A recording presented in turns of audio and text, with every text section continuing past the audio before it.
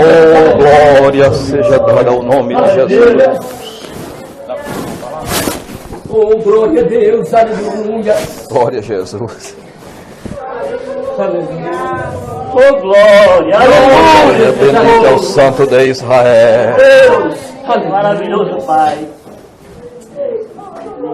Oh, Espírito de Glória a Deus. Deus, aleluia. Paz do Senhor para a igreja. Eu estou feliz, mais uma vez, por esta oportunidade. Estar aqui na presença de Deus sempre é um privilégio, não é? Não é um fardo, é um privilégio. É uma honra estar aqui junto dos irmãos. Eu sinto-me bem-aventurado de estar aqui no meio de vós. Glória a Deus. E tenho certeza que, muito breve, estaremos lá, Eu creio. reunidos na Oh, presença glória, aleluia. Aleluia. Oh, glória. Abra sua Bíblia. Segunda carta do apóstolo São Paulo à igreja de Corinto. Segunda carta do apóstolo Paulo aos Coríntios.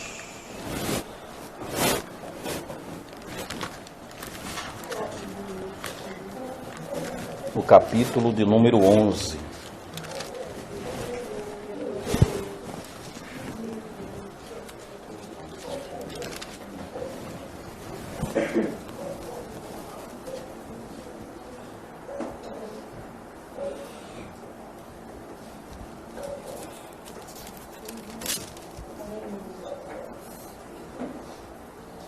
Perdão, irmãos, é o capítulo de número 12.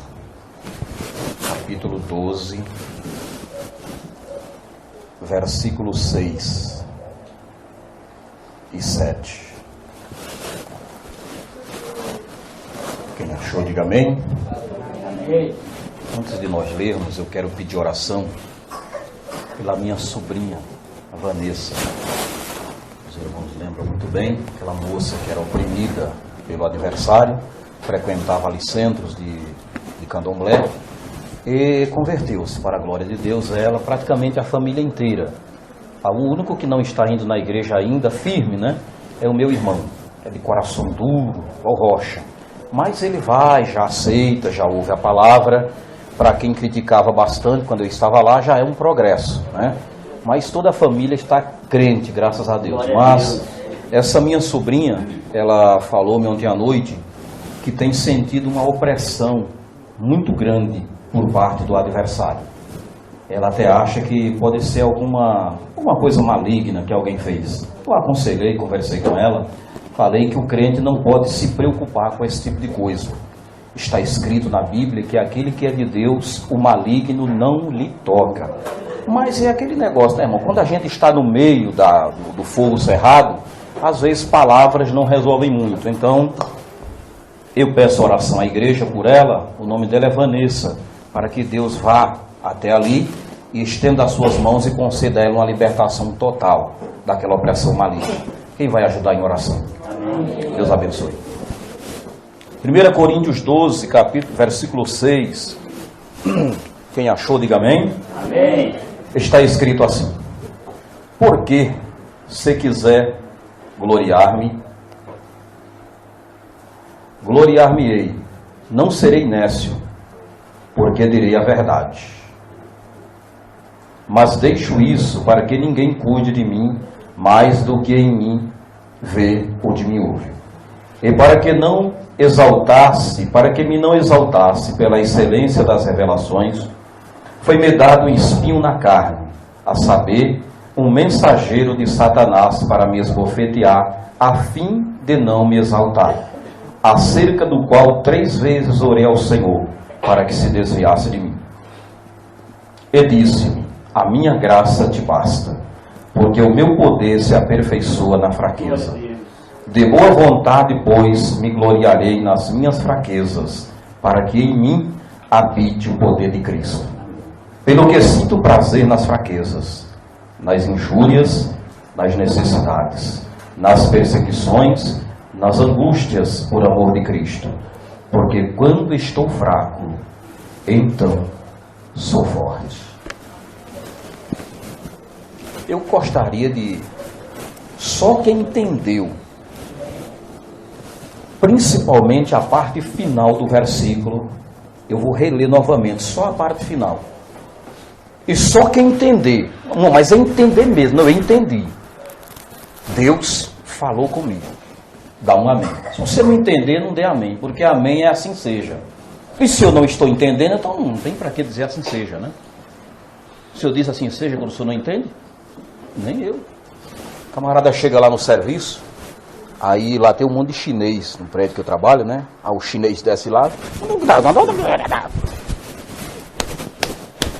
Eu vou dizer assim, seja, não sei, o camarada de repente ele está me xingando, né?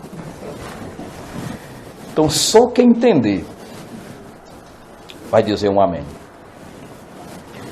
Pelo que sinto prazer nas fraquezas, nas injúrias, nas necessidades, nas perseguições, nas angústias por amor de Cristo.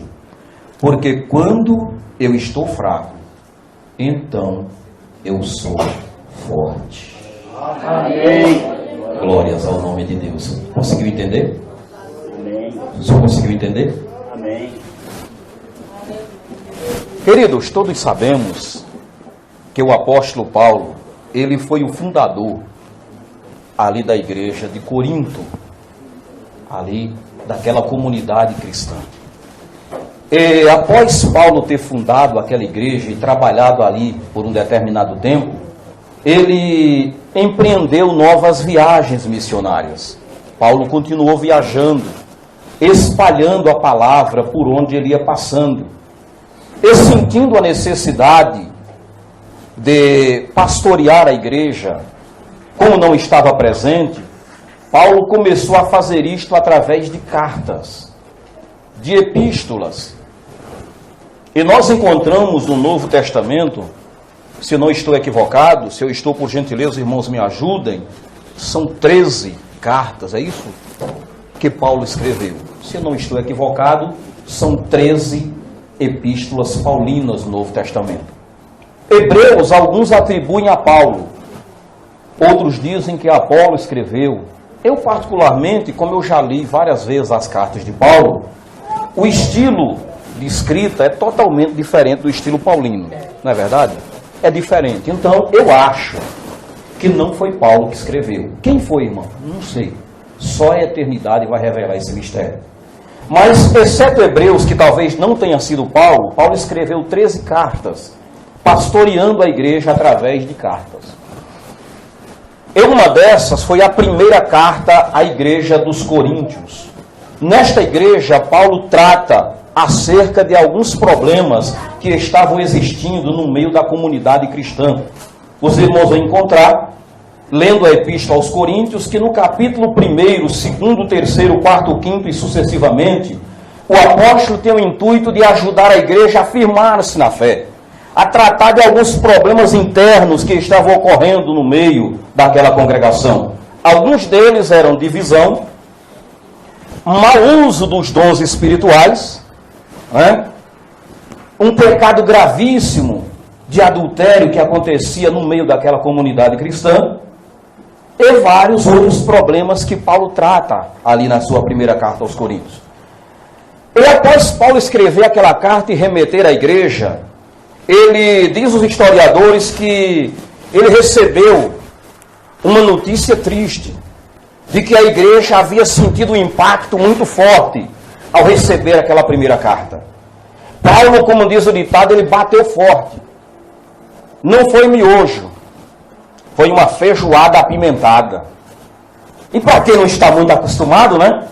Só acostumado nesse miojo, quando recebe uma feijoada, uma buchada bem apimentada, é perigoso passar mal. Né? Você já comeu uma buchada, não? Não? Aí, ó. Faz uma para eles em casa, você vai ver. Agora prepara o ventilador, prepara uma cama, que após comer, meu irmão, né, irmãozana? Capota!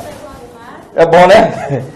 Então aquela igreja recebeu aquela palavra de Paulo, irmãos, como se fosse uma feijoada pesada para quem não estava preparado.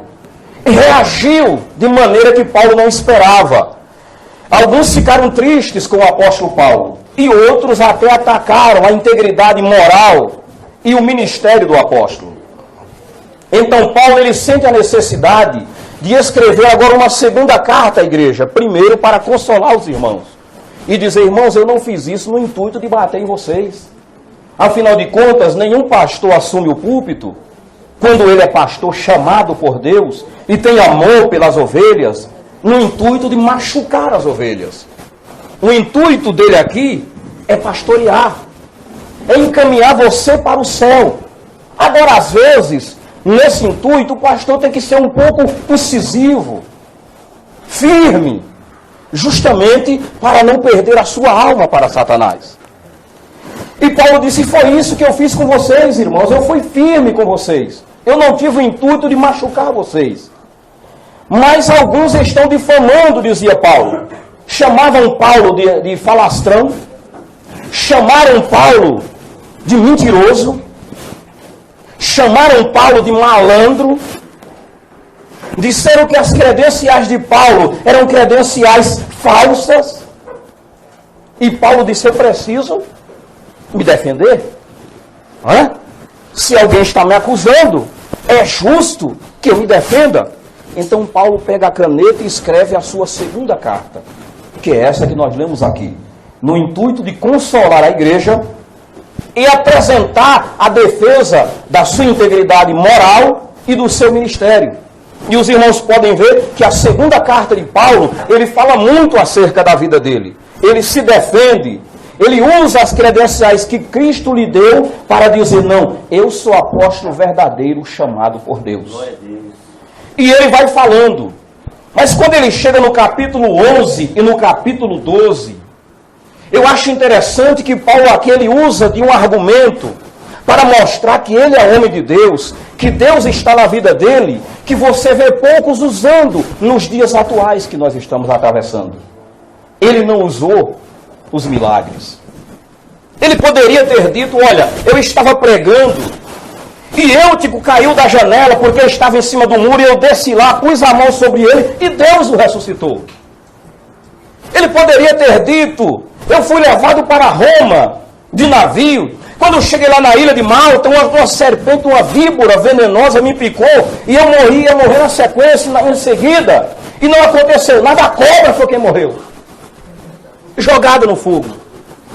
Paulo poderia ter usado vários atributos da sua vida espiritual para mostrar que ele era homem de Deus.